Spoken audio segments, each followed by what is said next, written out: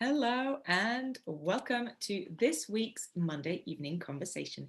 My name is Annika and I'm the founder here at Mummy Made This, a company I founded back in 2020 that is all about inspiring creative play in children, but also building a supportive community of like-minded parents in this journey of bringing up our little people and looking after our little people.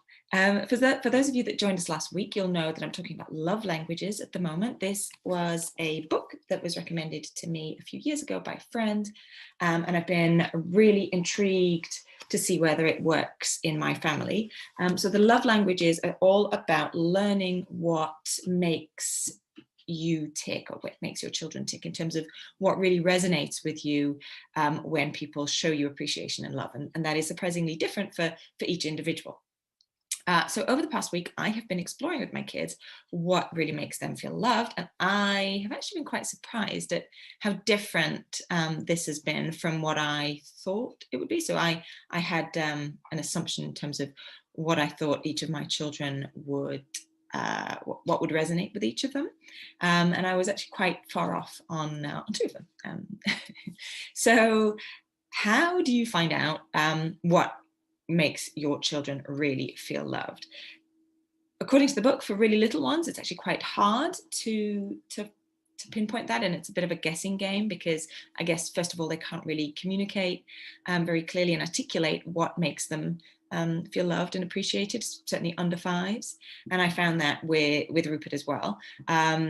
So I just went ahead and asked him, and then I said, well, what makes you feel loved? What does mommy do or what does daddy do that makes you feel loved? And I don't think he quite understood what I meant. In fact, he then talked about a situation that had made him really sad and that he didn't like, which was useful in itself. And so we talked about that, but obviously that wasn't what I was asking. So I'm not really clear on what Rupert's love language is, as it were, or what really makes him tick. But I'll talk about that a little bit more in a minute in terms of how I want to go about finding out more about that. For children aged 5 to 8, the book recommends, again, just asking them outright. And so I did this with my middle child.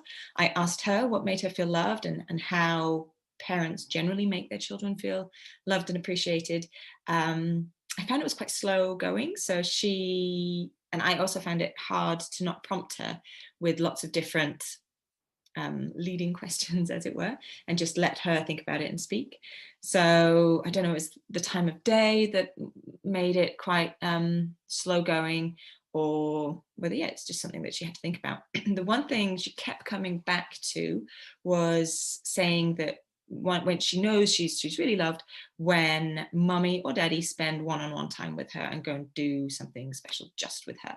And it was really when we then sort of dug a bit deeper and said, oh, well, what about if we all do something together? No, it was that one-on-one time with mummy and daddy. So that, I guess, in terms of love languages would be quality time.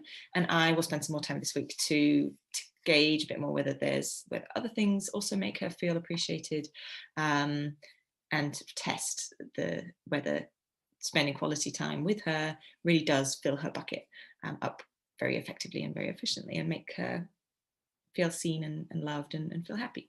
So and then for children 9 to 12 years old, so my oldest fits into that category, the book actually has a questionnaire at the back of it, and it's really quick and simple. There's just pairs of statements and the child has to pick, without thinking too much about it, which one resonates more with them. So an example would be, what would make you feel more loved if A, I gave you a hug, or B, I told you you're terrific? Or another example was, I got you a special birthday present, or B, I'd helped you with a project. And I guess they pick statements that obviously then reflect or demonstrate one or the other love language. And then at the end, you count up how many times they responded either one or the other love language, and then you'd score it up. So, and the way we did it, and this was suggested as well in the book, was Matt and I both guessed what our oldest would go for most before he started, and then after we'd counted up the scores, we compared that with our initial assumption, and we both got it wrong. So I certainly thought Josh's preference would be quality time, and it wasn't at all. It was like the things that resonate most with him are high fives and hugs and pillow fights and yeah, sort of everything that in that book falls under the category of physical touch and showing love through yeah, being really yeah, tactile, I guess, with your children. So that was interesting. Equally, I had assumed that Isla actually really responds well to hugs and kisses and tactileness.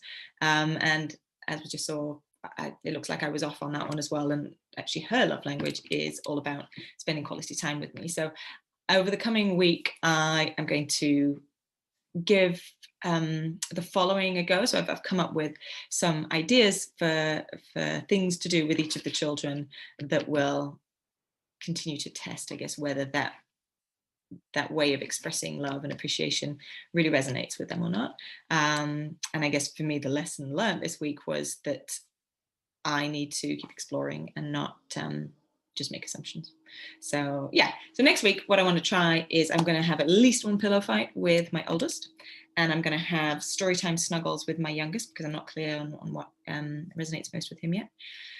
I want to take my middle one out, maybe for ice cream or for a swim or whatever she wants to do, and just have one-on-one time with her and see how much that resonates with her. And I will also, again, play some football with my youngest because, as I said, I'm not clear on what resonates most with him. Then I know my husband, anything you do for him, that really, really fills his bucket and resonates with him. So on the list is also, I'm going to bring him a cup of tea in bed because I know that will mean the world to him.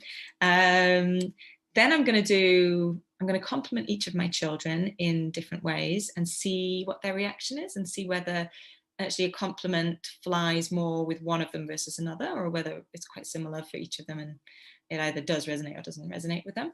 And then finally, I'm also going to bring them each a very small gift back from when I do my weekly shop. So I don't know, maybe a bag of gummy bears or something. And again, see whether one of the children responds more positively to that than the others, and therefore that way of showing appreciation resonates more with them, maybe, or not.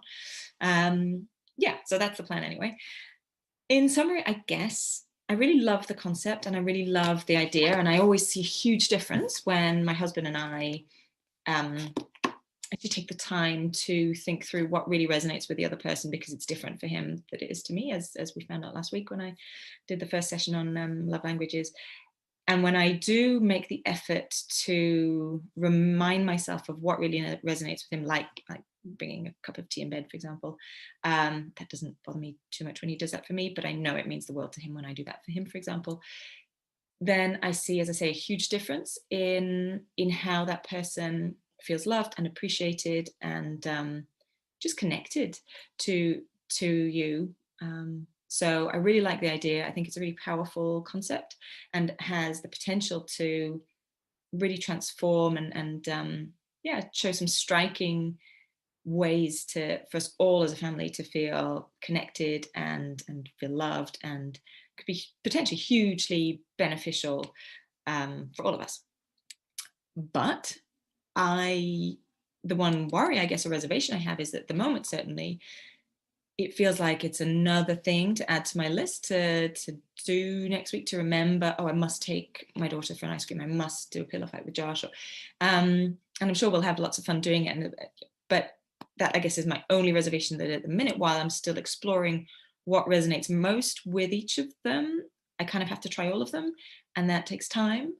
I'm hoping that when I do know what resonates most with them, like with my husband, I know the one or two things that matters most and that I can do really quickly and easily, and we can build into our daily routines, and it's not effort at all anymore, but the output or the effect it has by showing that person love in the way that they understand best, really, really pays off, as it were.